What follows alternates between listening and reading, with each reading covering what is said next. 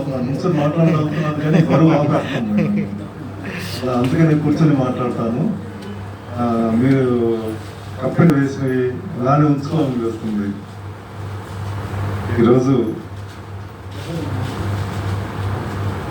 గురు పౌర్ణమి సందర్భంగా గురు పూజోత్సవం కార్యక్రమంలో పాల్గొనడానికి విచ్చేసిన అందరి శిష్య బృందాన్ని అందరూ కూడాను గురువుగా నేను దీవిస్తున్నాను. అలాగే వయసులో చిన్నవాళ్ళంగా మీ అందరికీ హృదయపూర్వకంగా నమస్కారం చేస్తున్నాను. ఈరోజు ఎంత పర్వదినం. చిన్న శిష్యుల్లో ఎంతోమంది ఉన్నారు. ఇంతవరకు వేలకు వేలు ఎంతో లక్ష కూడా మరి చేరుండొచ్చేమో ఈ 30 సంవత్సరాల్లో. ఇన్ని వేల మందికి విద్యను గడపడం జరిగింది.